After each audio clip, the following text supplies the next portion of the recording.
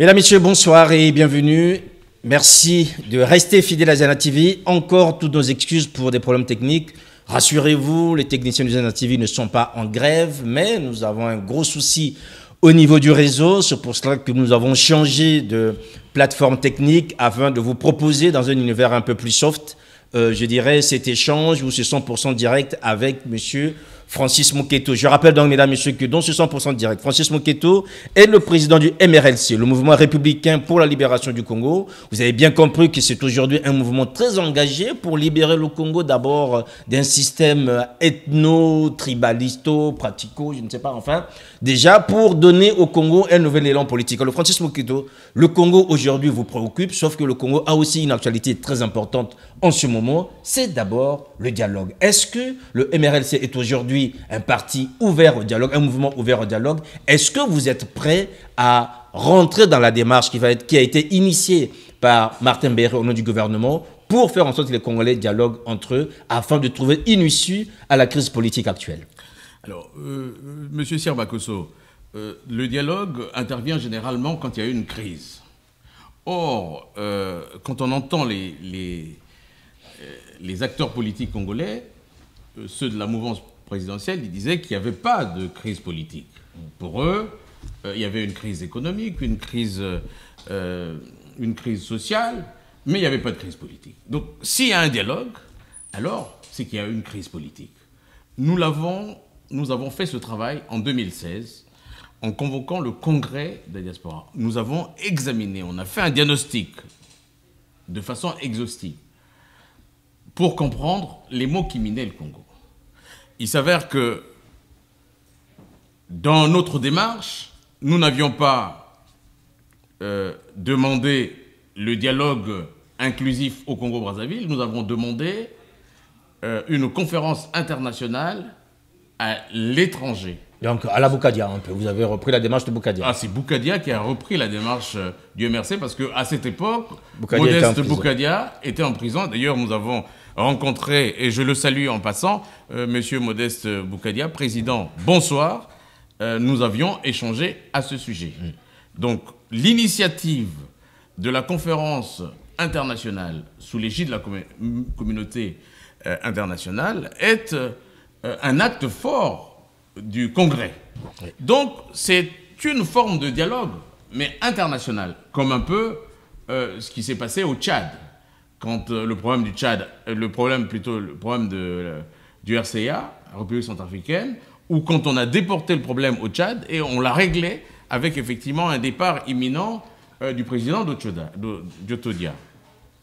Nous souhaitons qu'il y ait un dialogue qui soit, pour nous, au MRC, c'est la conférence internationale sous l'égide. D'ailleurs, nous travaillons sur ça. D'accord. Des acteurs politiques dits de l'opposition ont souhaité qu'il y ait un dialogue inclusif. D'ailleurs, le révérend pasteur Ntomi avait souhaité aussi qu'il y ait ce dialogue inclusif à Brazzaville, sous l'égide de la communauté internationale. Se parler, ce n'est pas une mauvaise chose. Vous savez, même dans un couple, quand il y a un litige, ça finit toujours par dialoguer. Oui, sauf que ce dialogue, aujourd'hui, est inscrit dans la Constitution avec une nomination d'une personne qui anime le dialogue et dont le chef de l'État est celui qui reçoit toutes les... Qui arbitre, qui à la fin dira, voilà, s'il est d'accord ou pas. Voilà. À la différence d'un seul grand dialogue que le Congo a connu, c'est le dialogue de la conférence nationale souveraine. Celle qui a pris les rênes du pays, celle qui a arbitré et celle qui a donné une nouvelle constitution au Congo et qui a organisé des élections interethniques. Moi, je reviens sur ça parce que l'abolition de l'ethnocratie a été aussi un acte fort du Congrès. Donc, nous avons déjà ébauché pas mal de choses pour éviter de retomber dans les querelles partisanes qu'on est en train de voir. Si aujourd'hui, le général Denis Sassou Nguesso est revenu au pouvoir, c'est peut-être parce que le dialogue ou la conférence nationale souveraine a accouché d'une grosse souris. Et là, il faut aller chercher dans ce dialogue, dans ce grand Bangui, dans cette grande retrouvaille initiée par d'ailleurs la diaspora, hein, par des gens de la diaspora. Et pourquoi cette conférence nationale n'a pas pu pérenniser les institutions pour que, plus jamais, qu'il y ait guerre civile au Congo. Sauf que nous sommes tombés plus bas que terre. Alors, le dialogue est une vertu quand deux personnes, quand deux entités sont en conflit, d'aller. Nous ne sommes pas contre, mais nous voulions que ce dialogue soit sécurisé à l'international pour que, effectivement, et tous ceux qui doivent le Congo et la diaspora résistance et militante puissent participer. Parce que je doute fort que la diaspora résistance et militante participe à ce dialogue. Alors, ce qui signifie pour vous dialogue, oui, mais pas au Congo. Ben écoutez, je vous parle encore du Congrès. Oui. Le Congrès a dit que le type de dialogue que nous voulons, c'est la conférence internationale souveraine à l'étranger. On a bien compris. Nous ne sommes pas contre le dialogue. Oui, oui. Donc ça signifie que vous ne répondrez pas à l'appel de Martin Berry. Encore faut-il qu'il soit crédible, Martin Berry. Martin Berry est un homme du système. Je vous ai dit tout à l'heure que... Donc pour vous, c'est pas le plus indiqué pour... C'est un dialogue... C'est un dialogue...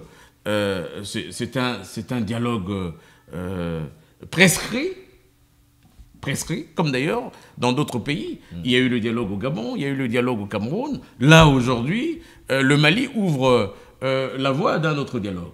Bon, si c'est ce type de dialogue qui accouche aux mesurettes, qui ne traite pas des vraies questions sociétales du Congo, pour que demain, le Congolais puisse manger les 3 repas, pour que demain, les étudiants, les bourses des étudiants soient payées, pour que demain, qu'il n'y ait plus des inondations, et que le retraité qui a passé des années à travailler et qui a construit sa maison, et dans son sommeil qu'il soit emporté avec sa maison, pour que le chômage puisse continuer, pour qu'il n'y ait pas d'hôpitaux, parce que généralement, les responsables politiques actuels viennent se soigner à l'étranger alors que le peuple croupit de misère, pour que tous les maux que nous rencontrons aujourd'hui au Congo perdurent et persistent. Non, ça sera un dialogue à minima.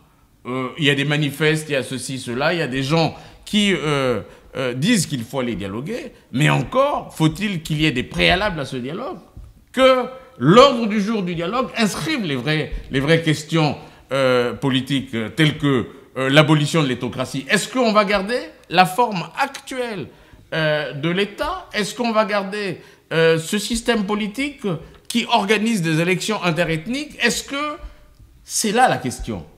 Donc pour nous, nous ne sommes pas fermés au dialogue. Le dialogue, c'est quelque chose qui va régler les choses. Mais par contre, il faut accepter les préalables. Alors, il y a quelques jours, un envoyé spécial de l'ONU a demandé à ce que... Michel Lucien-Nifal. Voilà, toute la classe politique puisse se réunir là-dessus. Mais sans préalable. Alors, je ne sais pas si c'est l'ONU qui va dicter la façon dont les Congolais vont se parler pour régler les problèmes du Congo, ou plutôt on nous envoie un émissaire qui demande à ce que effectivement toutes les personnes aient des bouches muselées pour faire le béni oui-oui sur tout ce qui va se passer. Alors François, je rappelle juste que selon Modeste Boukadia, le dialogue international pour le Congo se fera sous l'égide de l'ONU. Donc si vous avez déjà le mandataire de l'ONU au Congo, je pense que c'est une occasion pour vous. Vous pouvez saisir pour lui faire comprendre que finalement, l'ONU est quand même le partenaire peut-être le mieux indiqué pour aider les Congolais à parler entre eux. Encore faut-il que ce dialogue se déroule hors le territoire congolais pour que les Congolais puissent se parler de manière apaisée et libre. Alors, ce qui signifie que pour vous, pour résoudre le problème des ravins, pour résoudre le problème des bourses, pour résoudre le problème des retraités, il faut être à l'étranger et non pas au Congo directement. Ben, écoutez, je vous dis que le Congrès avait prescrit la façon de dialoguer avec le pouvoir pour régler les maux du Congo. S'il faut effectivement écarter une partie de la population qui ne participe pas à ce dialogue, alors là, le dialogue est orienté. Donc pour vous, aller au Congo pose des problèmes de sécurité aujourd'hui? Ben écoutez, vous avez bien dit qu'il y a des gens qui disent sur la toile, qui demandent à ce que ceux-là du mouvement républicain pour la libération du Congo puissent rentrer. Oui, il y a un vrai problème de sécurité. Il faut que le dialogue soit libre D'accord. Qu'il ait l'expression libre. Et si le pouvoir de Brazzaville vous donnait des garanties que tous ceux qui viendront pour ce dialogue n'auront pas à être inquiétés? Le dialogue national souverain de 92 s'est déroulé dans des bonnes conditions. Oui, c'est ça ceux qui étaient là toujours. Hein. Oui, s'il veut, si le président de la République actuelle souhaite effectivement changer les choses, surtout le système politique actuel, alors si c'est inscrit dans l'ordre du jour du dialogue, oui, nous sommes ouverts, nous allons amener un système politique alternatif à celui-ci pour faire de telle sorte que le Congo ne tombe plus jamais dans la violence, dans l'arrestation arbitraire des acteurs politiques, que le Congo tombe plus bas que terre. Voilà, donc ça signifie, Francis Moketo, si demain, puisque Tanit Sassou Nguesso va parler le mardi 17, si par hasard il annonçait aux uns et aux autres que finalement, ceux qui veulent venir au Congo pour parler des problèmes congolais, venez, vous êtes libres et votre territoire garanti, êtes-vous prêts à prendre vos valises et à aller au Congo? Je ne pense pas que le général Denis Sassou Nguesso fasse le dialogue pour se faire prendre le pouvoir comme en 92. Hein. Je ne pense pas. Donc je suis très pessimiste là-dessus et sceptique pour comprendre que s'il commande un dialogue, c'est pour qu'il puisse perdre ses prérogatives de chef d'État. Je pense que la réalité est aujourd'hui le changement d'un système politique qui commet les mêmes bêtises que dans les années 60. Les guerres civiles, les guerres ethniques, la prise du pouvoir par le sommet et tous les pans économiques, une dictature ethnique de façon clanique qui dirige le pays et pond les mêmes maux, les mêmes difficultés sociales que le Congo connaisse aujourd'hui, dans une mauvaise gouvernance générale. Voilà, mesdames et messieurs, toujours bien sûr ici en direct. Je rappelle que vous pouvez nous joindre au 06 44 75 28 34. Je rappelle le numéro pour interpeller notre invité, 06 44 75 28 34. Alors, Francis Moketo, il y a déjà pas mal d'interpellations en ligne. On va déjà prendre Guy Rollon qui pose quel sera l'ordre du jour du dialogue.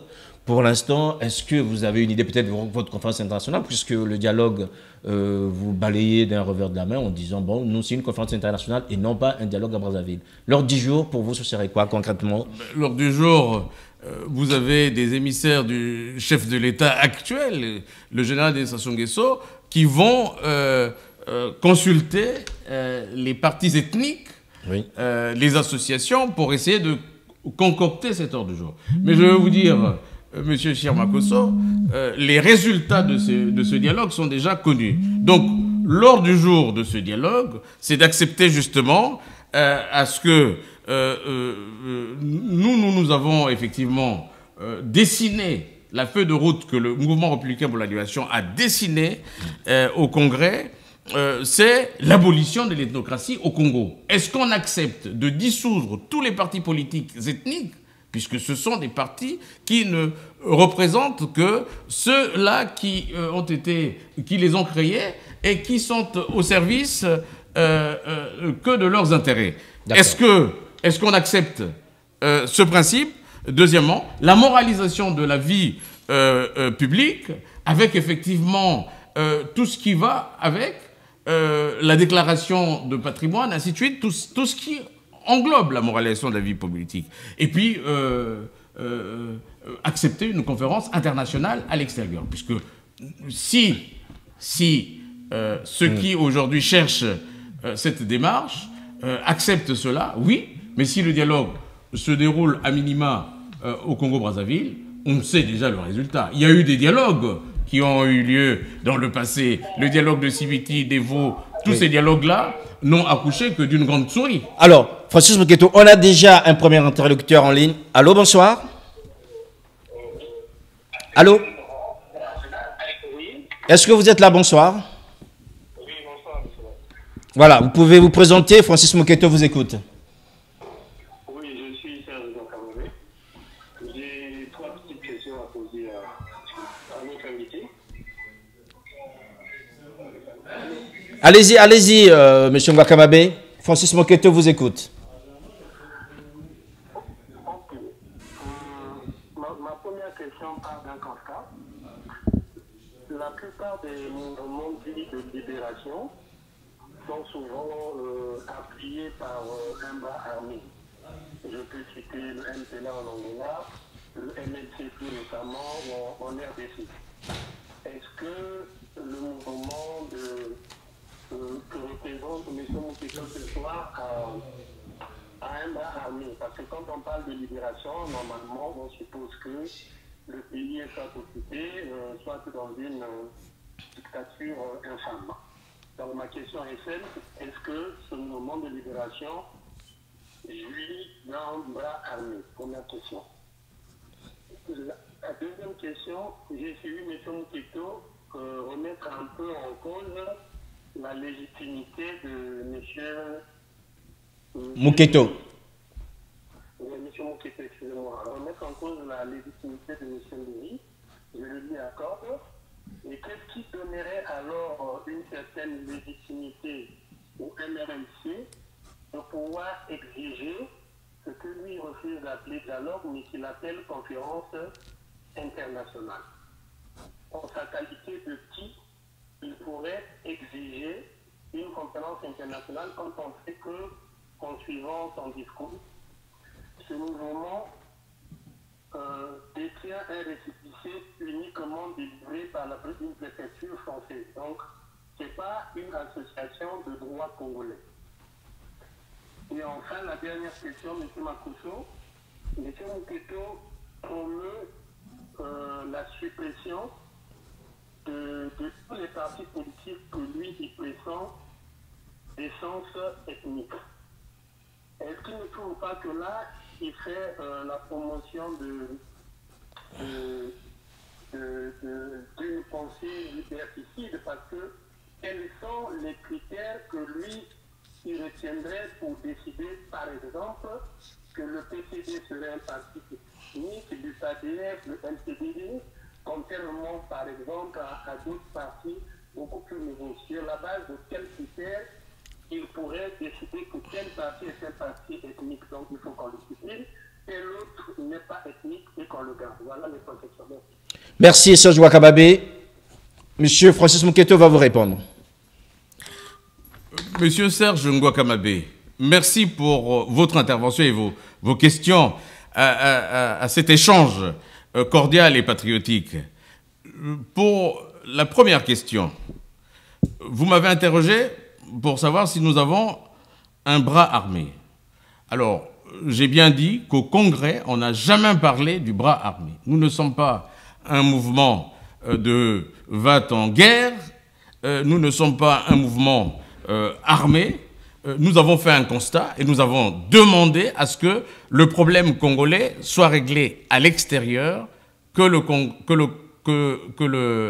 dialogue dont on parle dans cet échange se déroule à l'étranger, sous l'égide de la communauté internationale, où tous les problèmes seront débattus de façon libre, avec effectivement tous les tenants et les aboutissants et toutes les parties prenantes dans cette crise politique. Alors, ce qui signifie, si vous perdez, ce qui signifie que pour vous, libérer le Congo, c'est faire une conférence internationale et non pas libérer le Congo par des armes. Ben, moi, je pense que... Puisque vous n'avez pas de bras armés par rapport à... alors, oui. Bon, le mot libération, oui, bon, c'est ce qui a été voté au Congrès. Enfin, libération de qui? Ben, libération d'abord... Et comment, déjà? Libération de qui? On sait c'est du Congo, mais comment? Libération par des personnes qui sont en complicité avec des oligarques étrangers, oui, qui pillent ce Congo et qui paupérisent sa population. Donc, vous ne répondez pas à la question, Francis Mouketo, s'il vous plaît. Vous libérez le Congo comment? Vous n'avez pas de bras armés. Est-ce que vous libérez le Congo par un dialogue? Vous libérez le Congo par d'autres formes? D'autres prônent, je dirais, le soulèvement populaire, par exemple. Vous libérez comment le Congo? Par une conférence. Aujourd'hui, il y a bien l'Algérie qui s'est libérée, la jeunesse algérienne et le peuple algérien qui s'est libéré d'une dictature de façon non violente, oui, pas forcément par le bras armé. D'ailleurs, même la France, qui changeait les têtes des États ou changer des dictatures en chassant par les voies armées certaines dictatures, ils ne le font plus. Et aujourd'hui, il faut soit parler à la rue, donc au peuple congolais pour qu'il y ait un soulèvement populaire, ou sinon, de façon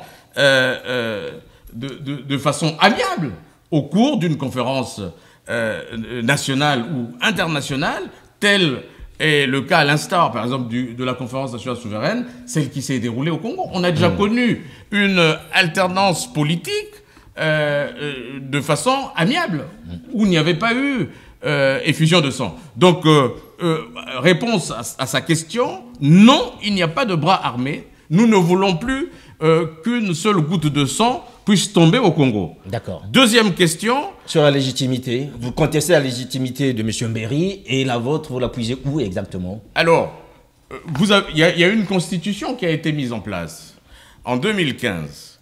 Vous savez que la crise post-électorale vient de tout ce qui s'est passé après que le président Sassou Nguesso ait voulu prendre un troisième mandat. Et d'ailleurs, on voit en Afrique ces tentatives de passage en force, de modification de constitution, posent des soucis.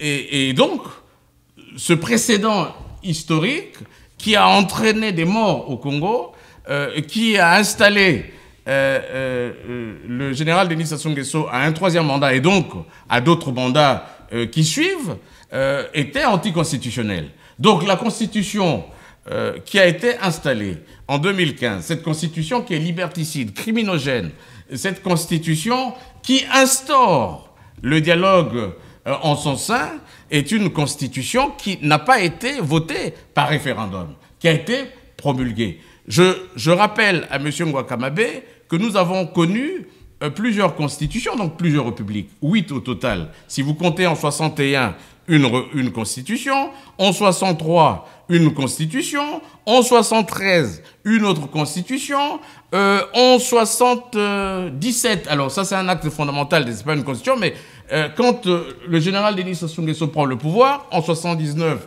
une autre constitution, en 2002, alors en 97, en 92, une autre constitution, en 97, quand il revient au pouvoir, il surfe sur un acte fondamental pendant 5 ans et il installe une constitution en 2002. Et puis, en 2015, une autre constitution, on est dans plusieurs républiques. Et donc, on peut changer une constitution à sa guise, on peut fourrer tout et n'importe quoi dans une constitution. Et là, il y a un dialogue qui est inscrit dans les institutions de la République congolaise. Il faut s'y faire. Ceux qui croient à ce dialogue vont participer à ce dialogue. Ceux qui n'y croient pas, ce problème de dialogue divise. Mais moi je dis, le mouvement républicain a une feuille de route. Je ne conteste pas la légitimité de Mbéry Martin, mais Mbéry Martin c'est un homme du système. Voyez-vous, monsieur Ngouakamabé, nous surfons sur les mêmes logiciels qui produisent les mêmes effets. Tous ceux qui sont au pouvoir aujourd'hui, toute cette classe politique vieillissante qui est au pouvoir, vient des années 60, après les indépendances ou avant les indépendances. Tous, ils ont travaillé dans les mêmes régimes, dans les mêmes républiques, et aujourd'hui, rien ne changera. Par contre, ce qui changera, c'est que le peuple congolais, qui souffre aujourd'hui, qui ne peut plus se soigner, qui ne peut plus manger, les retraités qui n'ont plus leur pension, avec un chômage qui touche dans les 46%, alors ceux qui dirigent aujourd'hui, s'ils pensent que le logiciel qui est enrayé, dépassé, n'est plus bon, alors qu'ils s'en aillent et qu'ils donnent effectivement une opportunité à cette jeunesse inventive, créative, celle qui veut changer les choses au Congo. Voilà, on a bien compris. Il y avait donc la troisième question, voilà, c'était les critères. Voilà, les critères. Alors, c'est vrai que je conçois que il y a des partis qui sont organisés, ceux qui sont implantés de façon nationale. Le PCT, vous avez parlé de l'UPADES. Mais il y a des déviances dans ces partis. Ce n'est pas les partis, ce n'est pas ces partis qu'on attaque. On n'attaque pas ces organisations. Ce qui est important de comprendre dans ces organisations, c'est que il y a une usurpation ethnique au sein de ces organisations. C'est-à-dire que... Est-ce que vous les avez mesurés, Francis Moketo? Est-ce qu'on dit des choses juste parce qu'on est dans une sorte de ressenti? Vous avez mesuré dans tel parti, vous allez retrouver telle proportion ou telle autre proportion de telle ethnie, et à ce moment-là, vous dites, ben voilà, c'est un parti ethnique. Ben écoutez, quand vous parlez du PCT aujourd'hui, il y a le PCT Canal Historique, ceux-là qui veulent effectivement une démocratie, qui veut apporter des nouveaux courants de pensée au PCT. Ils sont confrontés à un lobby ethnique qui veut que le PCT soit dirigé par cette minorité ethnique qui est au pouvoir. Ben, ça veut tout dire. Vous avez des partis comme UPADES, qui était un regroupement de plusieurs ethnies de 3 régions. Nyari, Bwenza, Lekumu, qui aujourd'hui est séquestré par une poignée d'hommes qui sont à la servitude volontaire du pouvoir de Brazzaville. Donc, il y a des choses à bouger. J'ai bien dit que ces partis sont des partis nationaux. Ils sont installés du nord au sud, d'est en ouest. Oui. Je parle des partis ethniques, des nouveaux partis qui ont pour fanatiques les fils à papa qui ont pris la tête de ces partis. Oui, il ne faut pas que nous baignions dans ce système parce que finalement, avec le logiciel actuel, si nous changeons le général Denis Sassou Nguesso par un autre leader politique, nous allons nous retomber dans les guerres civiles que nous avons connues dans les années 60 entre Opango et Youlou. J'aimerais bien que vous veniez dans du concret, Francis Moketo. Serge Nwakababe vous relance en disant votre légitimité à vous en tant que MRLC, vous la tirez d'où? Alors, monsieur Serge Nwakababe, vous êtes sans ignorer que la diaspora aujourd'hui est reconnue par les organisations internationales telles que l'ONU. Hein, j'ai dit dans mon propos préliminaire que le 13 décembre 2013, par exemple, le 13 décembre 2013, l'ONU a proclamé une décennie pour reconnaître les droits des personnes d'ascendance africaine, celle de la diaspora où les personnes se trouvent. D'autre part, le Congrès tire sa légitimité par rapport au texte de loi que l'Union africaine pond. Nous sommes une force politique, nous sommes une force économique. La diaspora aujourd'hui est la 5e région de l'Afrique, si vous ne le savez pas. Donc, la légitimité, c'est que le Congo, faisant partie de l'Afrique, les femmes et hommes congolais, les partis politiques, les associations se sont pris à corps les problématiques que se posent au Congo-Brazzaville pour se retrouver et prendre des décisions, faire un diagnostic et prendre des décisions pour émettre effectivement une feuille de route pour éviter que demain les choses se retombent. Donc la légitimité que nous tirons vient de plusieurs partis politiques qui ont participé à ce congrès et le congrès a pondu une feuille de route que nous suivons aujourd'hui. Donc nous sommes légitimes. Ok, mais sauf que c'est une légitimité qui découle du droit français. Vous êtes une association reconnue. Non, monsieur Sirmakosso. Vous êtes une association. Le MRLC est une association reconnue par la loi française et non pas par la loi congolaise. Monsieur Sirmakosso, allez-y. Nous faisons partie de la diaspora africaine. D'accord. Et la diaspora africaine est considérée comme la 6e région de la diaspora de l'Union africaine. Alors, mais êtes-vous enregistré à l'Union africaine? Est-ce que aujourd'hui le MRC est enregistré à l'Union africaine en tant que membre de la diaspora congolaise? Je vous ai dit que nous travaillons. D'accord. Et d'ailleurs, dans les recommandations du Congrès, il y avait une dimension panafricaine. Oui. Panafricaine de la lutte. Et d'ailleurs, je vous ai parlé qu'au Forum de la paix, le MRC a demandé aux Africains de venir dire leur mécontentement à la place de la République. Nous étions près de 3000 Africains. Et les images sont sur le net. Bien sûr. Plus de 3000 Africains.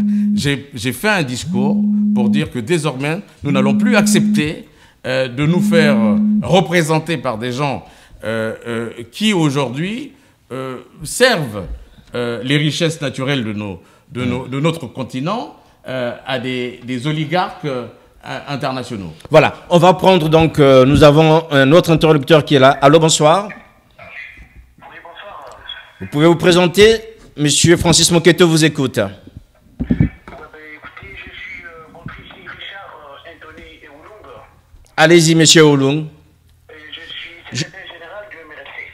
Et je voudrais répondre à M. Serge Mbakamabé.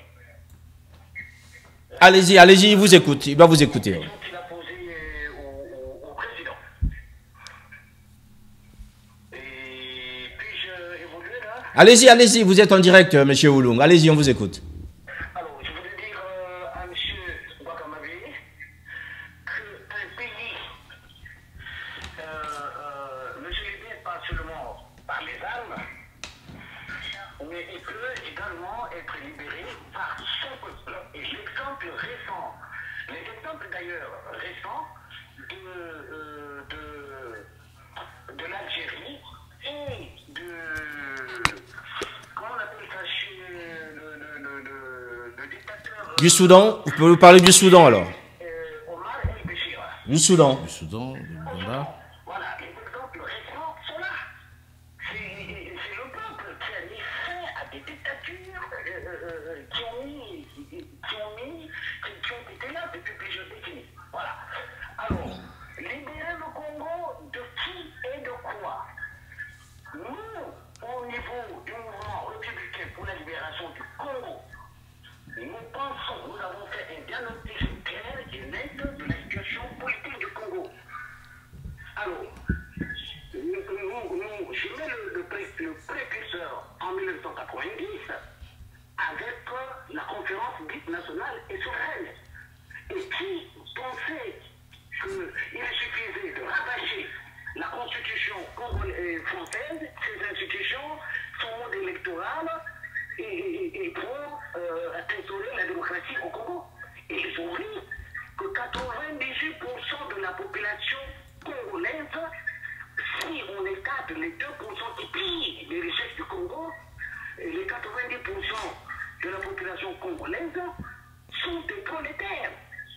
Donc tous les Congolais, 98% des Congolais du nord au sud, de l'est à l'ouest, eh bien, appartiennent à la même classe sociale. Or, le modèle multipartiste européen est basé sur la lutte des classes sociales, dont les principales sont, nous avons le capitalisme et le prolétariat. C'est ça. Donc, au Congo, comment M. Mbakamabé peut m'expliquer qu'avec une population dont 98% appartiennent à la même classe sociale qu'est le prolétariat, et qui ici en Europe fait partie du clivage politique de gauche, et qu'un tel pays peut être organisé en multipartisme idéologique national et républicain. Voilà pourquoi, devant l'absence de la lutte des classes, et en voulant copier et coller le système français, eh bien, la famille, la tribu, le village, la région, le groupe linguistique, voire même les 4 coins cardinaux nord, sud, est, ont remplacé les classes sociales qui existent en Europe pour donner naissance au regroupement ethnique ou communautaire qu'ils qualifient là-bas de partis politiques. Alors, ces regroupements ethniques ou communautaires organisent des élections, par exemple en 90, qui sont des élections interethniques déloyales, les élections qui sont déloyales, qui sont injustes et qui sont antidémocratiques parce que basées sur la démographie numérique ethnique. Et donc, déjà gagné d'avance par le regroupement ethnique le plus peuplé qui ira mettre le plus grand nombre de bulletins dans l'urne. Et lorsque politiques au Congo arrivent au pouvoir, eh bien, ils vont prendre l'État central ethniquement en otage pour restaurer une ethnographie qui est définie par les sciences politiques comme étant une dictature ethnique ou communautaire. Voilà, on a bien compris, M. Oulung. Cet aspect avait quand même été abordé par, je dirais, M.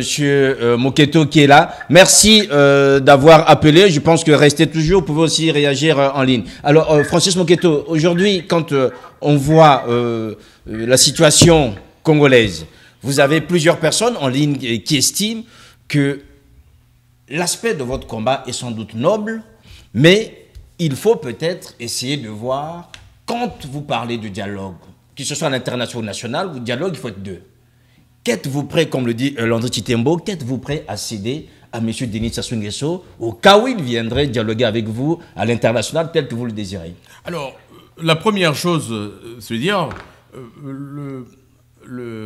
l'ordre du jour du dialogue se dessine entre les partis. C'est-à-dire qu'il n'y a pas une personne qui doit décider de l'ordre du jour du dialogue. Donc, c'est de façon consensuelle que l'ordre du jour du dialogue doit se dessiner. Or, aujourd'hui, ce qu'on est en train de voir, celui qui est en train de consulter les partis politiques, les associations, tout ça, est en train de prendre de façon unilatérale des recommandations des associations, des partis politiques. Tout à fait. Mais le dialogue, mais à la fin, c'est lui qui décidera tout seul. Alors, est-ce que c'est dans une réunion où il va convoquer,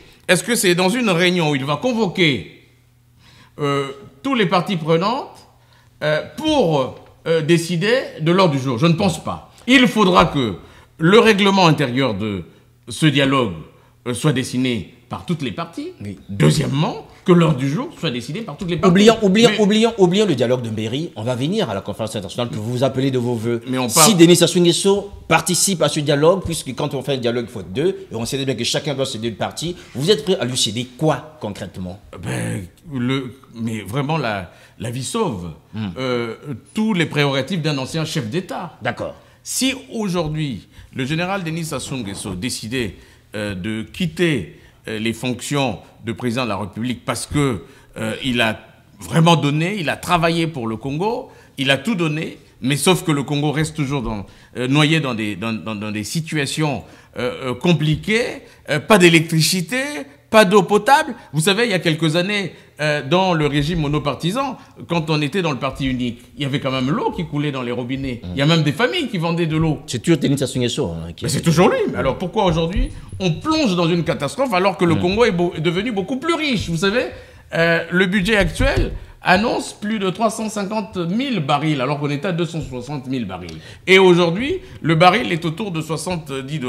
Donc, nous avons amassé à une certaine période, entre 2010 et 2014, on a amassé beaucoup d'argent des revenus pétroliers. Mais qu'est-ce qu'on a fait de ça? Les municipalités ont accéléré. Regardez ce que devient Brazzaville. Regardez la route du Nord. Vous savez, la Nationale 2. Il y a des kilomètres et des kilomètres de bouchons parce que plus personne n'avance. Les routes, l'argent investi dans les infrastructures aujourd'hui a été jeté dans une poche trouée. C'est comme un tonneau de Danaé. Vous mettez des choses ici, ça part de l'autre côté. Alors, il y a Abdel Babouna qui pose la question à M. Moketo. Le retour, où étiez-vous? Avec quel nouveau message? Le nouveau message, c'est que nous n'étions pas partis. Nous n'étions pas partis. Nous étions en train de travailler toujours dans la même feuille de route. La feuille de route que nous avions eue au Congrès, c'est ce qu'on est en train de pratiquer. Nous avons amené le mouvement sur la dimension panafricaine, avec effectivement la mise en place du Conseil représentatif des Africains afro-descendants de France. Et là, un deuxième mouvement qui va voir le jour avec effectivement la prescription de l'ONU du 13 décembre 2013, nous sommes en train de mettre en place le Congrès universel du peuple noir, pour revendiquer effectivement tout ce qui nous est dû dans nos droits et protéger ce peuple noir. Et en l'occurrence, les Noirs au sud du Sahara. Donc nous travaillons. Et nous travaillons aussi sur le projet alternatif au système politique actuel. Je dis encore, peut-être qu'il n'était pas là où il écoutait, mais en tout cas, que le problème du Congo n'est pas simplement les ethnocrates qui sont au pouvoir, mais c'est le système qu'ils ont hérité depuis les indépendances qui enfonce le Congo de plus en plus dans une dictature qui, aujourd'hui, continue d'aggraver les maux que nous avons diagnostiqués au Congrès des Congolais et l'étranger. Donc, nous, en tant que mouvement républicain, nous ne dormons pas. Voyez-vous qu'il y a d'autres structures qui ont vu le jour et qui repartent sur les prescriptions et les diagnostics que nous avons. Nous ne sommes plus au niveau du diagnostic, puisque le diagnostic a été fait par plusieurs associations, plusieurs partis politiques qui ont participé au Congrès. On est aujourd'hui dans une phase programmatique. Il faut créer le rassemblement des forces vives de la diaspora militante pour construire un projet unique. Nous arriverons avec le nôtre, d'autres arriveront avec le leur, et nous verrons quel est le projet qui vaille pour que la diaspora, qui pèse, qui est un poumon économique, qui est une force politique, qui n'est plus une force de remords, et qui ne fait pas allégeance aux partis politiques ethniques qui sont au Congo, nous sommes une force capable de pouvoir proposer un projet alternatif au Congo. Voilà, en entendant que vous proposiez un projet alternatif, monsieur Francis Moketo, j'aimerais bien que vous soyez un peu plus direct dans vos réponses. En 2021, le Congo va organiser, ou devrait organiser une élection présidentielle. Vous, le MRLC, quelle est votre position? Est-ce que vous-même, Francis Moketo, seriez-vous candidat à cette élection? Puisque vous êtes président d'un mouvement, vous avez un projet alternatif, donc vous êtes censé vouloir ce pouvoir.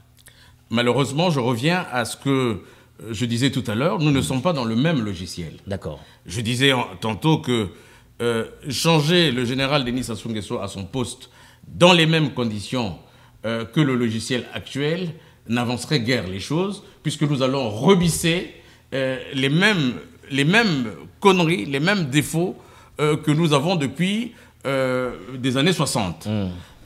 Mais, je dis un mais, j'aurais pu aller à cette élection si effectivement les conditions le permettaient. Sauf aujourd'hui, les conditions ne le permettent pas. Quelles sont les conditions qui le permettent? Quelles sont les conditions qui manquent pour que vous ne participiez pas à cette élection? Vous savez, M. Sirmakosso, vous n'êtes sans ignorer que en 2016, l'élection anticipée de 2016 fait de façon manu militari rapidement avec une période courte de campagne.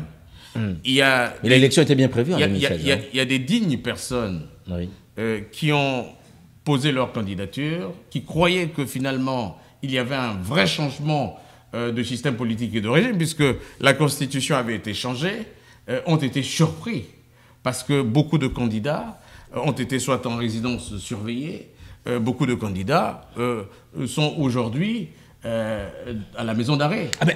À quoi sert le combat politique si vous ne pouvez pas imaginer ou intégrer dans votre logiciel à vous que vous soyez arrêté, que vous soyez intégré? À quoi sert le combat politique, Francis Moketo? Est-ce que juste à se pavaner en pleine ville avec des roses à la main? C'est quoi exactement? Là, vous ne m'avez pas compris.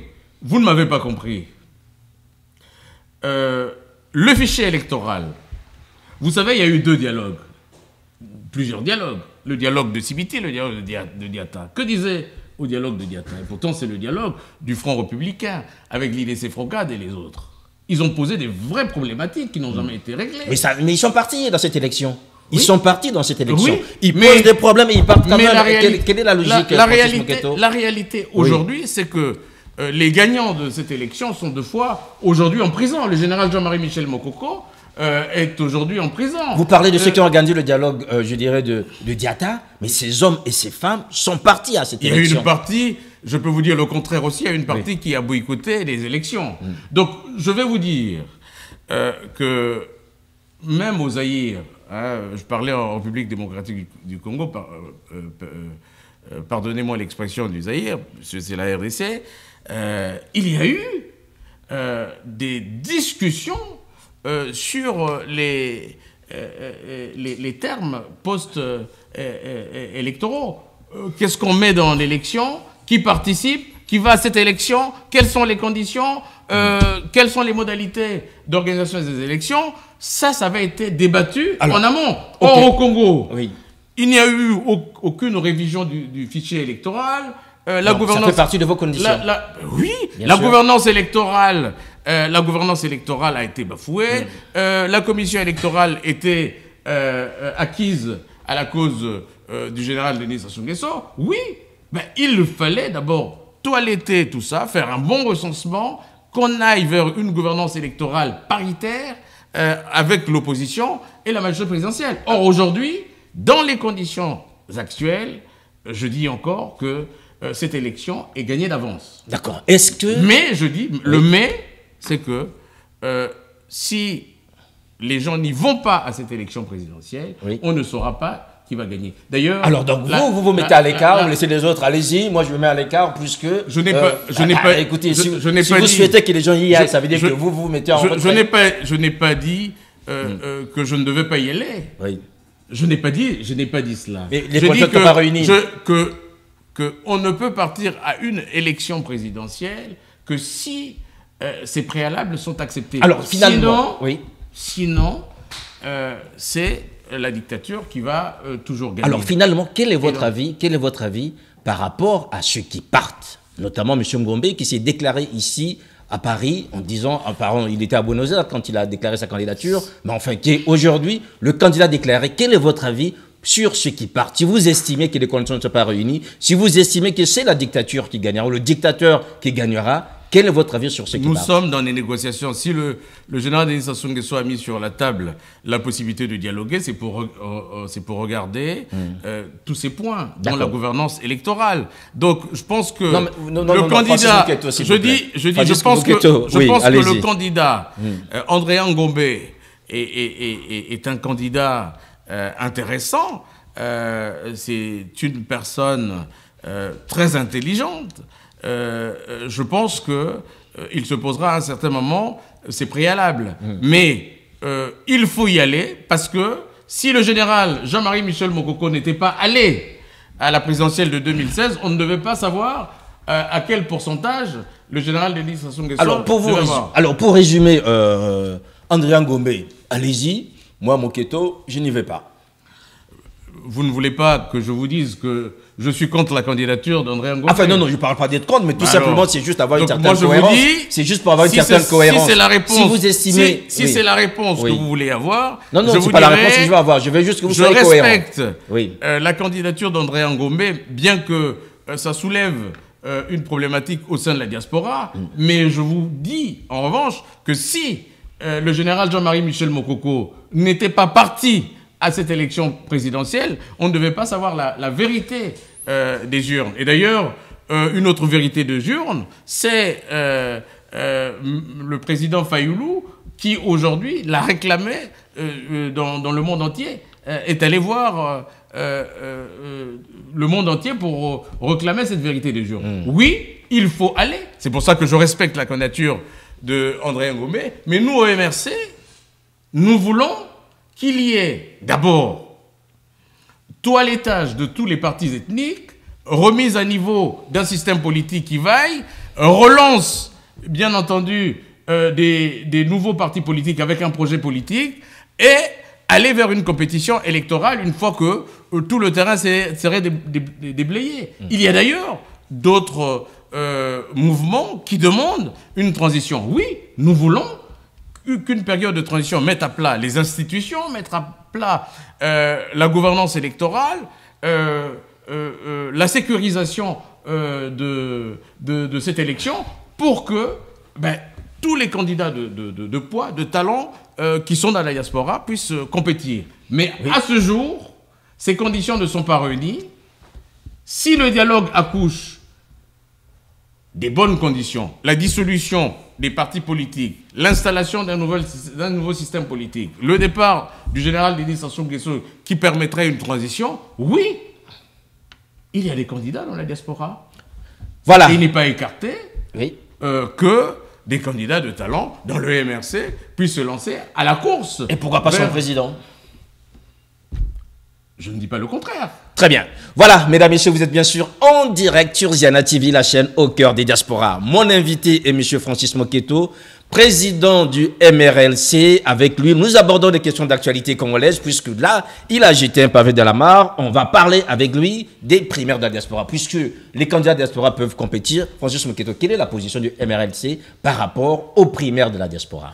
Alors, là encore, je vais peut-être vous décevoir. Non, mais ne me décevez pas. Vous donnez un avis, c'est vous aujourd'hui qui parlez au nom de votre parti, donc votre mouvement, pardon. Alors, les primaires de la diaspora,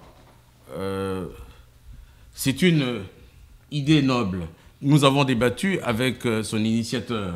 Charles Madédé. Je lui ai dit effectivement ce que je pensais sur cette idée noble. Moi, je salue son courage, sa bravoure, pour pouvoir conduire cette idée à bon port. Mais je m'inscris en faux dans cette idée, puisque une élection présidentielle, c'est l'affaire d'un individu avec le peuple. André Ngombe est un candidat qui est déjà lancé. Il appartient à Andrea de parler directement au peuple congolais. Surtout que la diaspora est encore dans une forme d'émiettement. La diaspora n'est pas forcément unie. Je pense que son idée poursuit son chemin.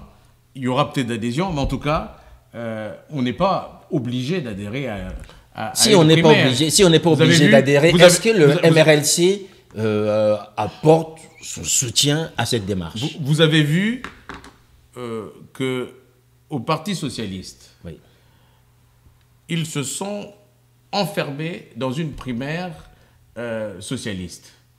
Ils ont bu le bouillon.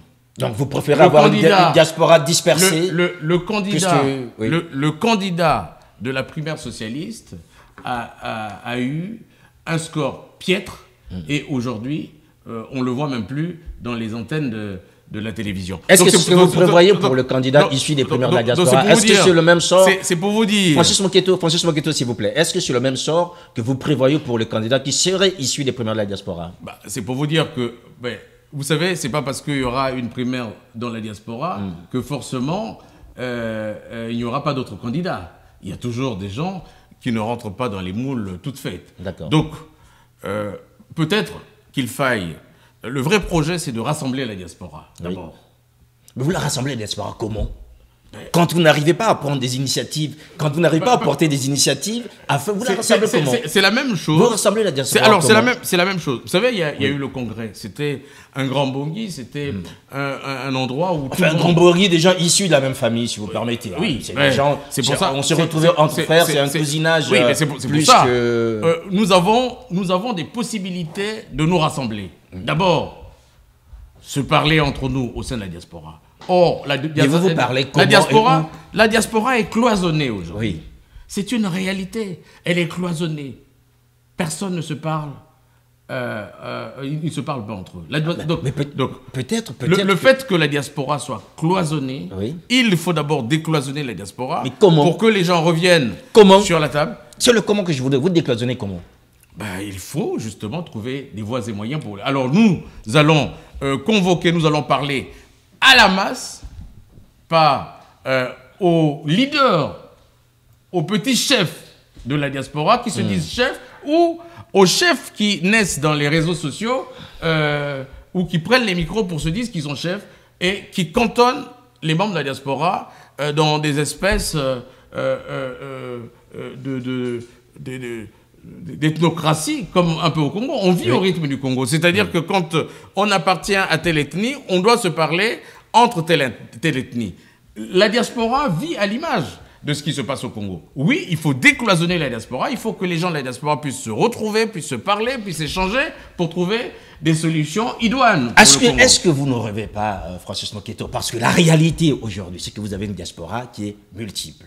vous avez plusieurs initiatives. Au sein, vous avez le RLC aujourd'hui, vous avez les Assises du Congo qui sont toujours là, vous avez aujourd'hui un autre courant politique, je veux dire une plateforme qui a fait sa sortie hier, le CRC. On se rend bien compte, vous avez d'autres initiatives. André, comme vous avez dit, il est parti seul. Il y a Charles Madédé qui propose aujourd'hui de rassembler la diaspora en proposant une candidature unique pour cette élection. Donc, par rapport à ce foisonnement d'idées, comment est-ce que vous espérez faire une diaspora unie ou rassembler afin de parler d'une seule voix? C'est une richesse. Vous savez, à l'instar de ce qui s'est passé au Mali. Au Mali, c'est chaque fenêtre qui lance ses propositions, ainsi de suite.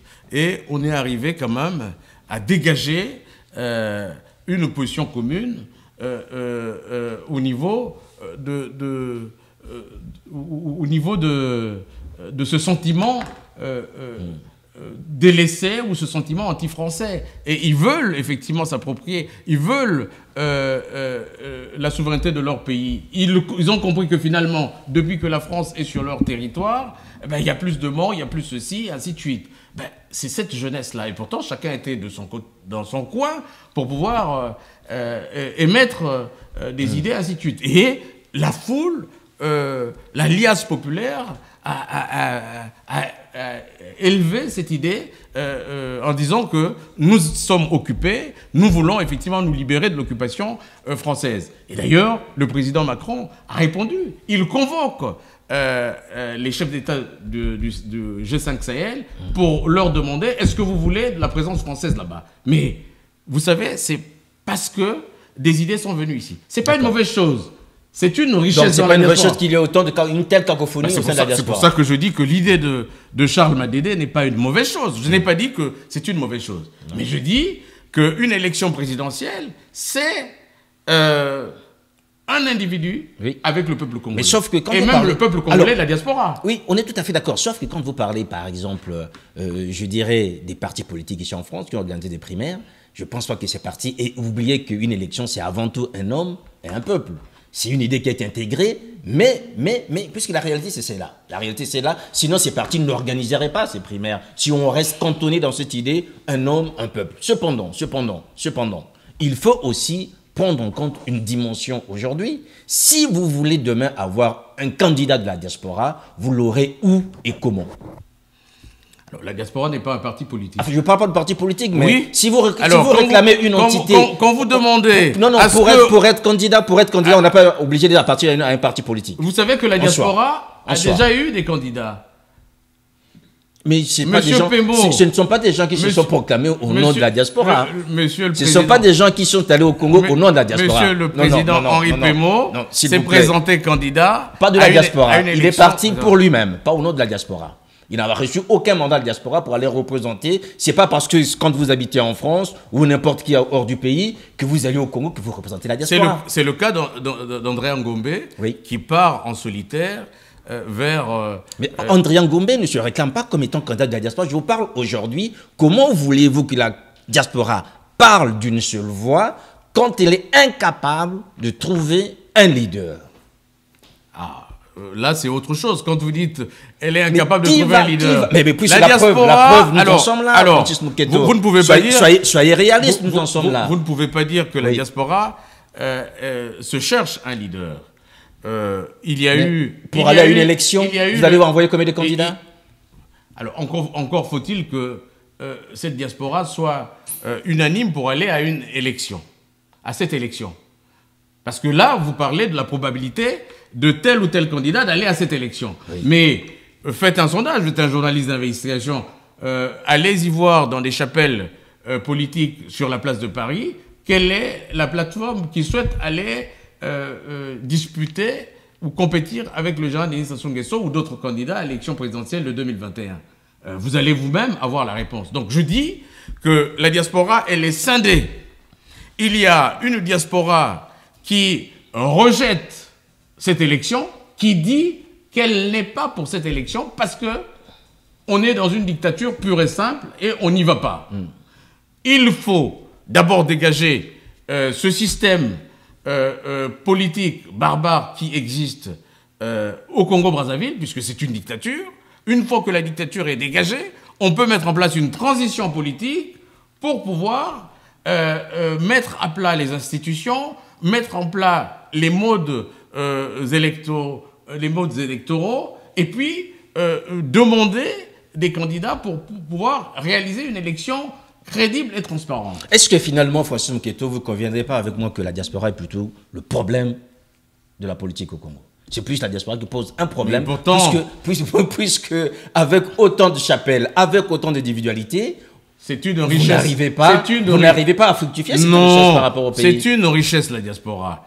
La diaspora n'est pas monocorde. Le fait que la diaspora soit polycorde, le fait que la diaspora parle de plusieurs voix, c'est une très bonne chose. D'ailleurs, la diaspora est un vivier politique pour le Congo-Brazzaville. Tous ceux qui sont au poste aujourd'hui au Congo-Brazzaville, vous les comptez du doigt, ils viennent de la diaspora. Avec quel résultat? Donc c'est pas forcément... Avec quel résultat? Avec quel résultat? Parce qu'il y a un système politique... Avec quel résultat? D'ailleurs... si ceux qui sont au pouvoir aujourd'hui viennent de la diaspora, avec quel résultat? D'ailleurs, le général Denis Sassou Nguesso a dit qu'il devait combattre la corruption, qui est d'ailleurs un des problèmes que le FMI pose aujourd'hui sur la table. La corruption. Cette corruption, aujourd'hui, est inacceptable. Nous n'avons jamais... Il a dit qu'il ne devait plus attraper des frétins, mais des gros poissons. Aujourd'hui, on n'a jamais attrapé un gros poisson au Congo. Donc, il y a un problème de laxisme. Alors, est-ce que le président Denis Sassou Nguesso est otage des hommes qui l'entourent? Qui vient de la diaspora? Je pose des hommes qui l'entourent, qui viennent de la diaspora. Et ceux qui sont là-bas, puisque c'est pour cela que... Finalement, en termes d'exemple, est-ce que la diaspora ne serait pas le problème du Congo? Non. La diaspora ne peut pas être le problème du Congo, puisque les hommes qui entourent Denis Sassou Nguesso diaspora... Si vous permettez, je vais être logique, et que vous soyez un peu logique, Francis Mouketo. Vous soutenez une diaspora qui, aujourd'hui, a envoyé ou a des hommes auprès de Denis Sassou Nguesso. On connaît les résultats aujourd'hui. Des bourses impayées, des retraités qui n'arrivent pas à vivre, pas d'eau. On voit l'état de la ville. Ces hommes-là viennent de la diaspora. Qu'est-ce que vous, aujourd'hui, vous emmènerez en plus quand on voit une telle catastrophe? Est-ce qu'il ne faut pas laisser les locaux prendre les choses en main, puisque eux, au moins, n'auront peut-être pas, je dirais, la suffisance qui est celle de la diaspora, de tout savoir, de tout faire, et souvent avec les catastrophes que nous connaissons aujourd'hui? Alors, la diaspora n'est pas un problème, puisque la diaspora est écartée de tout système électoral. Dans d'autres pays, les Algériens votent, les Sénégalais votent, tout le monde vote. Sauf la diaspora congolaise. Vous ne voyez pas qu'il y a un vrai problème? Mais le droit de vote s'arrache, M. Mouketo. On ne va pas décréter. Donc c'est pour cela. Qu'est-ce qui se fait dans la diaspora pour arracher ce droit de vote? Alors c'est pour cela que je dis que l'élection de 2020 et 2021 est hypothétique, dans la mesure où tous ces mots que je cite, puisque la diaspora est écartée du circuit politique, alors que c'est cette diaspora qui est utilisée là-bas, il y a un vrai problème. Est-ce que le pouvoir en place a peur de la diaspora? Ça peut se poser aussi, cette question peut se poser légitimement. Peut-être que le pouvoir, ou ceux qui sont là-bas, qui sont corrompus, muselés, ceux qui sont corrompus, muselés, et qui ne peuvent voter, et qui ne peuvent obéir au doigt et à l'œil de ceux-là qui les nourrissent, alors ils ont perdu toute lecture politique. Leur grille politique, c'est le culte de la personnalité. Alors, nous, diaspora incorrompus, insoumis, nous disons, avant d'y aller, il faut qu'ils acceptent les préalables. La dissolution de l'ethnocratie, donc le changement de logiciel qui est rayé, qui est obsolète, qui produit les mêmes choses. Les institutions doivent être effectivement remises à plat, avec un système électoral fiable, transparent, pour garantir la fiabilité du scrutin et du résultat. Vous avez vu, M. Siaba, je donne un exemple. Il y a une élection présidentielle qui s'est déroulée en Algérie. Oui. Mais il est déjà contesté. Il est déjà contesté. Comment voulez-vous que 40%, soi-disant, peut-être pas 40%, une poignée de population qui s'est déplacée pour aller élire un président déjà contesté à l'annonce des résultats, c'est un vrai problème. Au Congo-Brazzaville, c'était la même chose. C'est-à-dire que dès l'annonce des résultats, tout avait été contesté.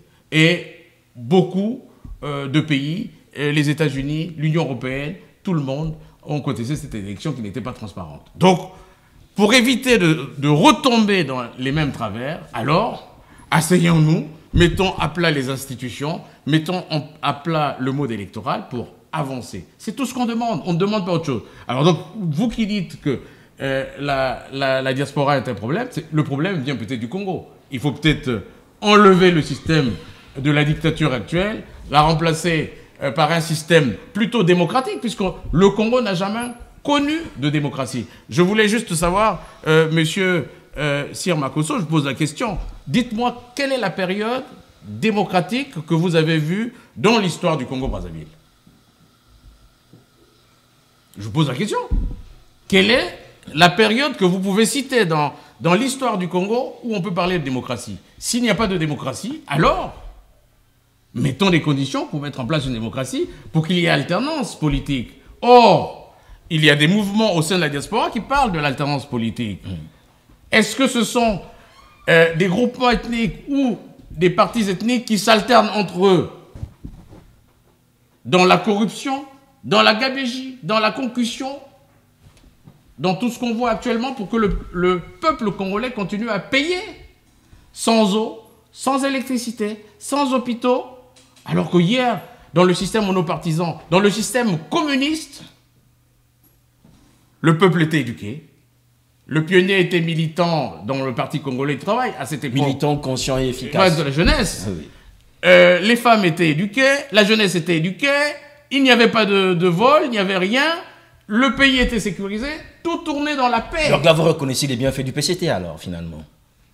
Ben, vous savez, moi je ne suis pas du Parti congolais du travail. C'est un parti communiste qui aujourd'hui se déguise en social-démocratie, je ne sais pas. Il y a des sérieux problèmes dans ce parti. Moi je ne suis pas membre de ce parti. Bon, je n'ai pas à commenter ce parti. Mais en tout cas, je dis juste qu'il y a une période où, quand on était du Sud, on ne savait pas qu'on était du Sud. Quand on était ceci, on mangeait 3 fois dans la journée, on avait des hôpitaux, on partait même se soigner gratuitement. Monsieur Sir Makosso, vous avez oublié cette période? Donc, on peut mieux faire. Vous savez, il y a la Chine populaire qui est une dictature. Il y a un seul parti là-bas. Mais pourtant, la Chine fait partie des puissances économiques mondiales. La Chine populaire, une grande amie du Congo. Hein. Je vous dis que le dialogue national de 92 a accouché d'une grosse story. Allez-y chercher les erreurs de ce dialogue. Et dans la diaspora, ceux-là même, cette jeunesse qui a accompagné ce dialogue, aujourd'hui se campe encore dans des recherches de solutions. Moi, je vous dis, la solution, c'est l'éradication de l'ethnocratie et l'installation d'un nouveau système politique qui ne tienne pas compte de ces travers ethniques qui empoisonnent le Congo. Voilà, mesdames, messieurs, bien sûr, toujours ici en direct. On arrive quasiment à la fin de cet entretien. Alors, monsieur Mouketo, aujourd'hui, on voit très bien comment les choses se dessinent, notamment en Afrique, sur le continent. On voit des hommes et des femmes qui se lèvent pour parler au nom de ce continent. Vous avez évoqué tout à l'heure la convocation à Pau, même si cette convocation a été annulée ou renvoyée à une autre date, mais enfin, on reste quand même dans des choses assez symboliques avec des femmes, des hommes qui aujourd'hui prennent la parole pour parler au nom du continent. On voit que ça bouge, notamment en Afrique de l'Ouest. On voit que les choses sont quasiment, je dirais, au même niveau. C'est le grand statu quo au niveau du bassin du Congo. Au niveau de MRLC, quelle est votre lecture par rapport à cette Afrique en devenir, notamment à une région qui, elle, est en train de sombrer avec des hommes? Quand vous les totalisez, notamment ceux de l'Afrique centrale, ils ont quasiment tous près de 200 ans de pouvoir quand il faut additionner les uns et les autres. Alors, au MRC, je dis encore que nous avons une feuille de route panafricaine venant du Congrès. Il y a une lutte au niveau panafricain. Je rappelle juste que ce problème n'est pas d'une introduction récente. Je vous dis que dans les années 60, l'abbé Fulbert Youlou, avec André Grenard Machoa, ont été des panafricains. Et d'ailleurs, ils ont reçu en visite au Congo-Brazzaville, l'équato-guinéen, la Guinée de Sékou. Sékou était venu au Congo pour parler de ce problème panafricain. La construction de l'unité de l'unité africaine est aujourd'hui sur la table. C'est la jeunesse qui reprend ce flambeau-là. Le problème du panafricanisme existe depuis les indépendances. Tout à fait. Il y a bien Sékou qui avait dit non à la France pour battre sa monnaie et pour créer son indépendance sans l'accompagnement de la France, sans être dans la communauté française de cette époque. Et beaucoup de voix se sont levées pour parler de cette indépendance totale, pas une indépendance à moitié. Or, aujourd'hui, ce qui se passe, c'est que la jeunesse africaine n'est plus celle des années 60. Donc cette jeunesse du 21e siècle ne veut plus que tous les oligarques du monde entier qui vont se servir en Afrique, qui vont piller, qui ont mis en Afrique des sous-préfets ou sinon des présidents soumis qui les obéissent au doigt et à l'œil et qui font la servitude volontaire. Des nouveaux arrivants tels que la Russie, la Chine populaire, qui aujourd'hui fait main basse sur le continent africain. La jeunesse aujourd'hui, elle est décomplexée, elle lit la réalité, puisqu'elle est paupérisée, puisqu'elle est chassée par les dictateurs qui ne veulent pas changer de logiciel, et on est dans une vraie problématique de soulèvement populaire en Afrique, et la jeunesse ne veut plus que les gens viennent faire le marché en Afrique. Et donc il y a une vraie problématique, une vraie prise de conscience, d'abord individuelle, puis collective, qui ne permettent plus à ces néocolonialistes de venir marcher sur l'Afrique. Et donc, la nouvelle donne, c'est que cela va changer progressivement. Les premiers qui ont pris des flambeaux, c'est après les indépendances. Et on a eu... Quasiment 60 ans après. Hein. Oui, on a eu...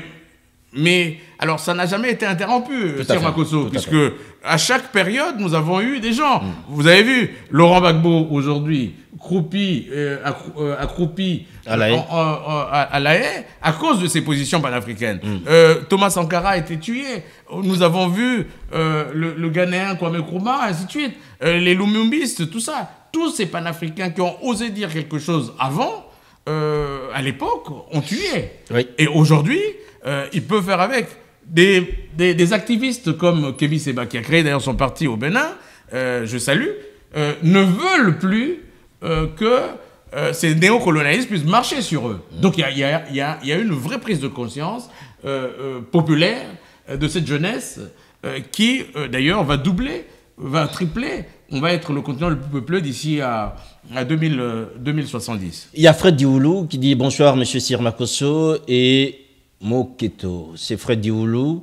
Une observation. L'orchestre Wenge Musica avait atteint son objectif, faire danser les gens avant de se diviser.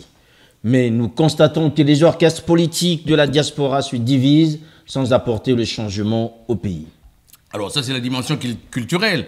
Nous avons évoqué les problèmes politiques. Là, c'est la partie culturelle. Alors, il faut savoir que Monsieur Dioulou, il y a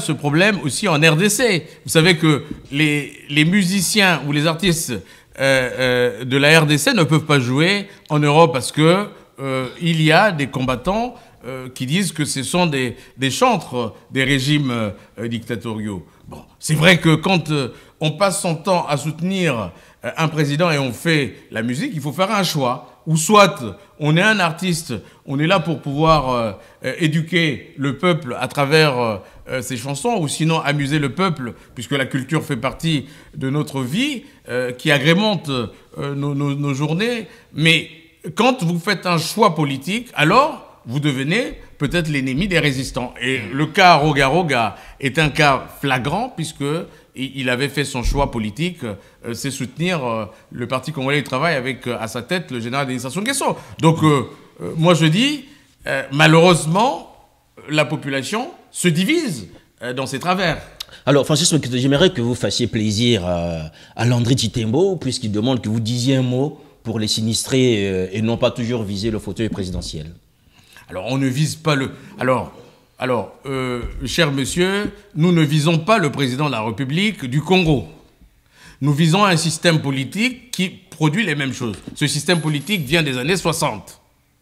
Les sinistrés viennent de la faute de qui? Ben, des gouvernants actuels, qui sont incapables de dresser ou de donner, d'apporter des solutions idoines à la population. J'ai parlé de l'électricité, j'ai parlé de l'eau, et aujourd'hui, on parle de l'écologie, puisque la ville de Brazzaville va se noyer dans des inondations. Est-ce que ce pouvoir pourra accepter de déplacer la ville de Brazzaville à un endroit moins inondable? Voilà des vraies décisions politiques qui peuvent se prendre, c'est de déplacer la capitale de Brazzaville ailleurs. Par exemple, est-ce que vous avez une idée dans d'autres pays? Après ça, c'est une consultation publique. Il faut consulter les Congolais pour savoir est-ce qu'on peut déplacer la capitale politique. Vous savez, la capitale du Moyen Congo était à Pointe-Noire à l'époque. C'est le président Fulbert Yulu qui l'a amené à Brazzaville. Donc la capitale politique, on peut la déplacer. Brazzaville, aujourd'hui, est dans une situation dans une situation urbaine insupportable. On ne peut plus accepter tout ce qu'on voit là. Et d'ailleurs, les viaducs qu'on a construits risquent de partir. Et tout ça, c'est de l'argent foutu en l'air. Donc, il faut que ceux qui sont au pouvoir actuellement prennent des solutions idoines, des solutions concrètes pour répondre aux attentes des Congolais. L'électricité, l'eau, les hôpitaux, que les Congolais mangent, que les salaires soient payés, mais on est sceptique avec effectivement toute la corruption qui est exacerbée et l'impunité de ceux-là qui causent ces maux est flagrante. Voilà, en attendant que les solutions soient trouvées par rapport à ceux qui sont dans cette situation d'être, j'aimerais juste vous dire à vous qui nous suivez aussi, que la situation, notamment des inondations, que ce soit à Brazzaville ou dans d'autres coins du pays, notamment dans la partie septentrionale, préoccupe de nombreux Congolais. Jusqu'à maintenant, on sait qu'il y a des initiatives qui se prennent, mais sortons de l'émotion pour mettre en place, je dirais, une vraie opération pour la Likwala. J'aimerais pour vous qui êtes préoccupés par rapport à ce qui se passe dans la Likwala et à Brazzaville, bien sûr, et dans d'autres lieux du Congo, puisque du côté de Pointe-Noire, quartier Culotte, tous ces quartiers-là aussi ont les pieds dans l'eau quand il pleut. S'ils vont monter une vraie opération au niveau national, nous espérons que vous seriez prendre des initiatives et nous vous disions ce soir la disponibilité du Ziana TV pour vous accompagner dans le cadre d'une action concrète et non pas seulement dans le cadre d'une émotion concrète. Est-ce que, je dirais, Francis Moketo, ce plan humanitaire préoccupe-t-il aussi le MRLC, que ce soit ici ou là-bas? Nous avons envisagé au MRC d'autres plans humanitaires. Il n'y a pas que ce problème-là.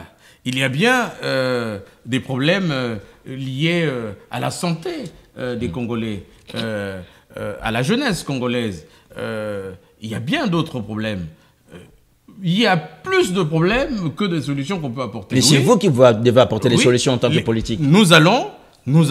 Alors encore faut-il savoir qui sera le destinataire de ces conteneurs qu'on peut mobiliser. Oui, nous pouvons soulever cette initiative au sein de la diaspora pour envoyer des conteneurs au Congo-Brazzaville. Encore faut-il que tout ce qui sera collecté puisse arriver aux sinistrés.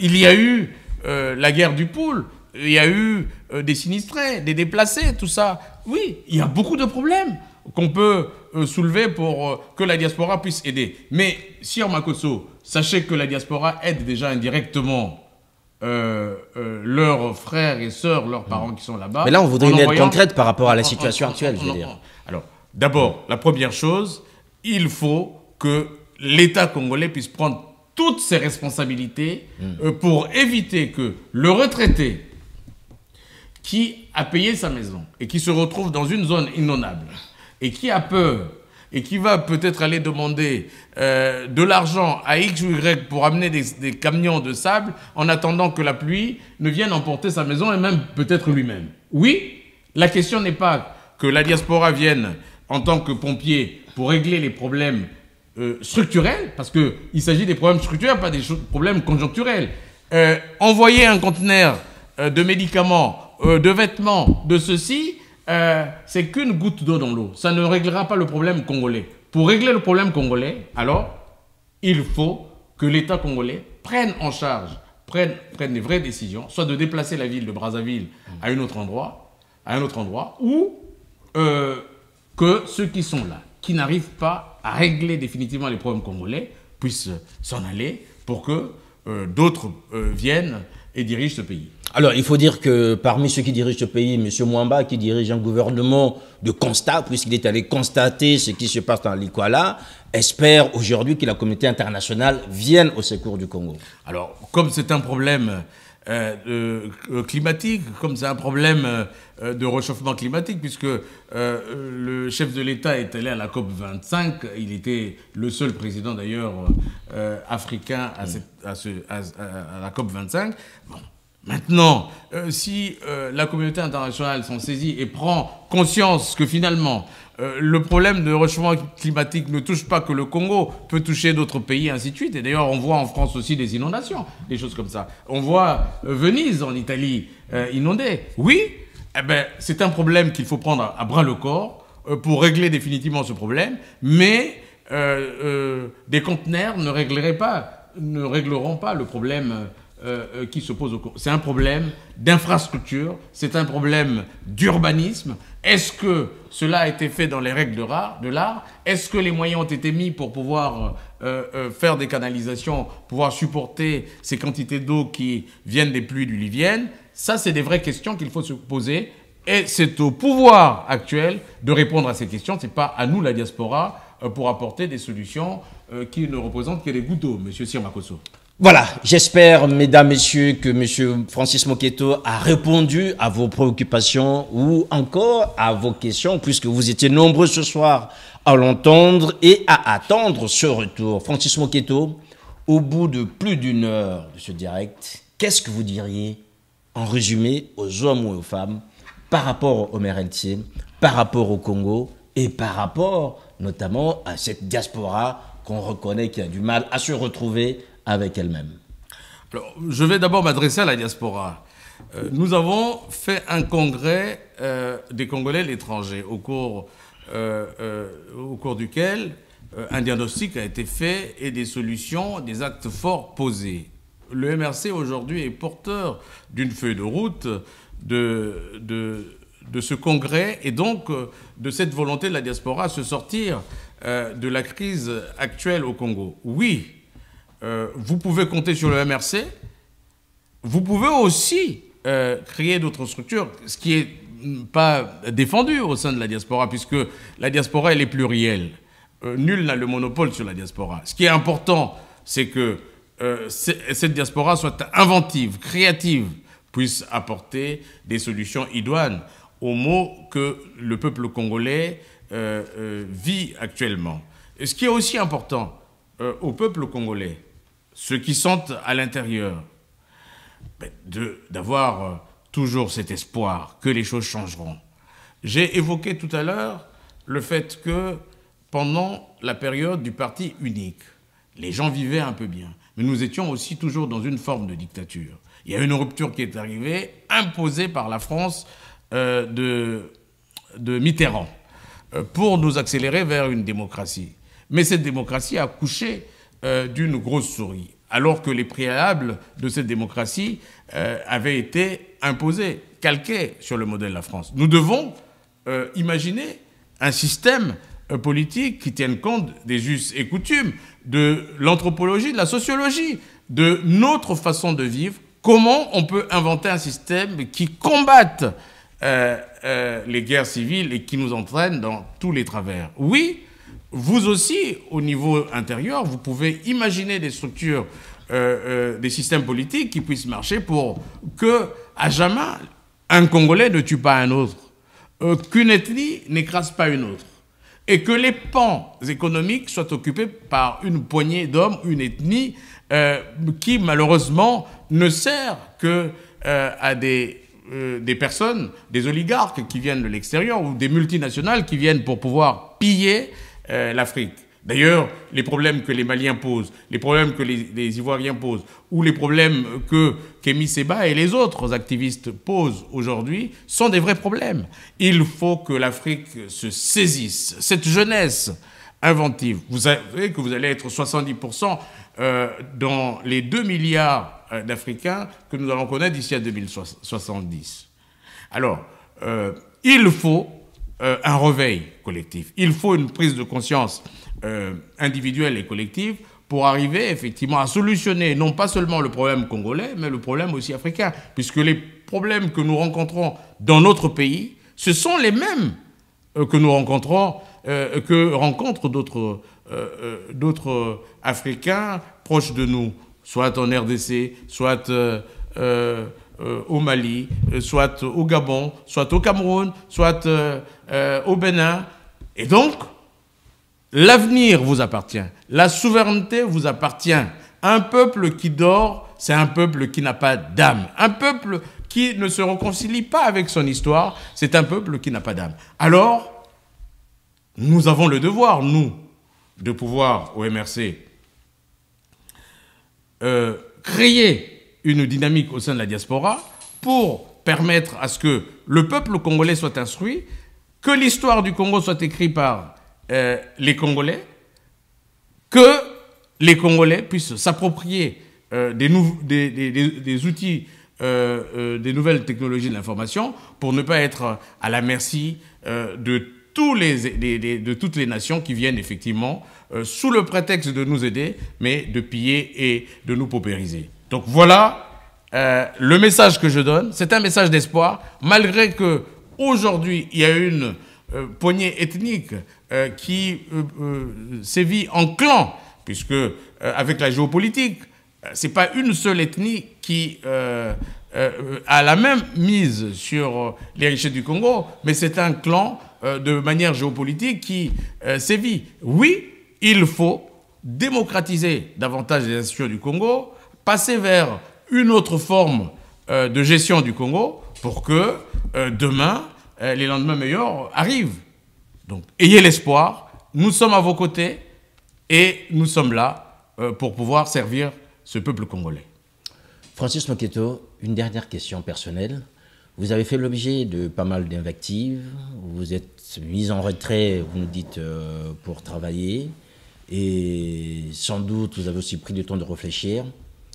Qu'est-ce qui explique que vous preniez la parole maintenant en cette fin d'année?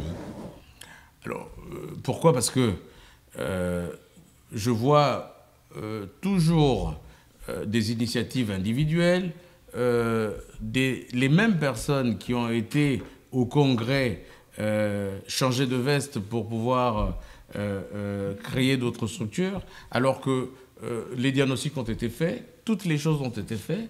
Alors, si vous avez posé les mêmes diagnostics et que vous avez les mêmes solutions, pourquoi ne pas se mettre ensemble, se rassembler pour proposer un projet alternatif pour la diaspora? Et d'ailleurs, c'est là où j'encourage Charles Madédé, que ce n'est pas une mauvaise chose. C'est encore une énième tentative de rassembler la diaspora. Peut-être, dans son idée, il veut qu'un leader de la diaspora sorte de ce moule. Mais encore faut-il que ce mouvement puisse créer l'adhésion. Il parle des primaires de la diaspora. Primaires dans quoi? Dans quelle élection? Est-ce que c'est une primaire pour l'élection présidentielle de 2021 ou c'est plutôt une primaire pour se chercher un leader dans la diaspora? Si c'est ça, il faut revenir effectivement à tout ce qu'on a déjà fait. Vous savez, il y a eu un congrès des Congolais de l'étranger à Genève avec le défunt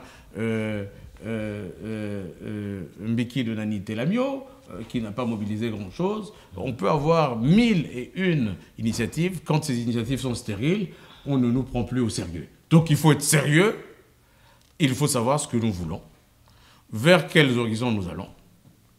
Par contre, moi je salue les candidatures à la présidentielle qui se dessinent, parce que si vous n'êtes pas sur place, vous ne saurez pas qui est le général Denis Sassou Nguesso avec son système politique. Donc je pense que tout ça, il faut accompagner toutes les initiatives qui se mettent en place. Et à l'arrivée, nous aurons certainement la possibilité de nous rassembler.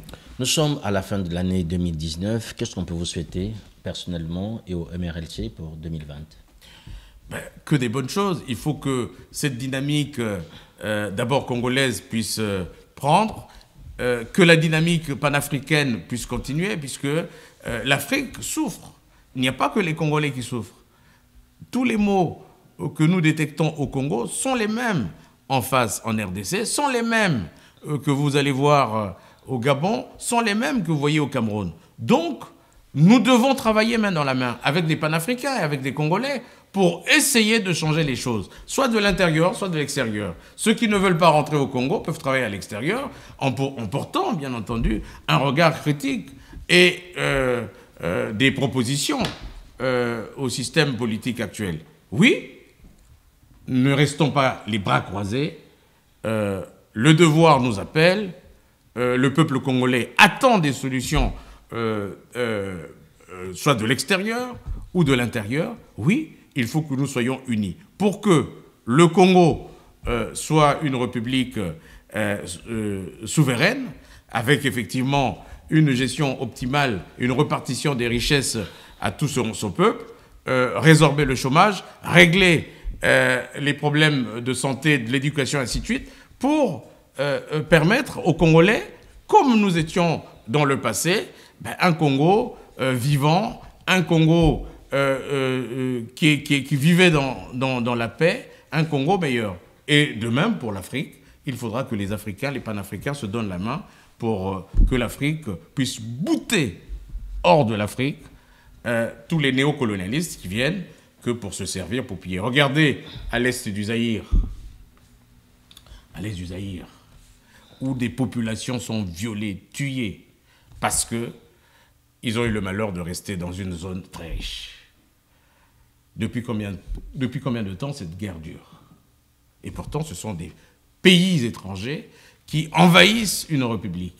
Et d'ailleurs, il y a un des pays qui a été condamné par le tribunal pénal international, condamné, mais malheureusement, ce tribunal n'a pas des moyens coercitifs pour pouvoir imposer quoi que ce soit. Mais ils ont été condamnés. L'Ouganda a été condamné pour avoir, entre les périodes 2003 à 2008, tué, violé et pillé le Congo démocratique. Oui, nous devons nous souder, nous devons faire la paix entre États pour que l'Afrique soit forte et que la voix de l'Afrique parte très loin comme un continent souverain. Voilà, c'est au nom de cette souveraineté que nous allons vous laisser. Merci encore, Francis Monketo. Merci de m'avoir invité, Sir Makosso.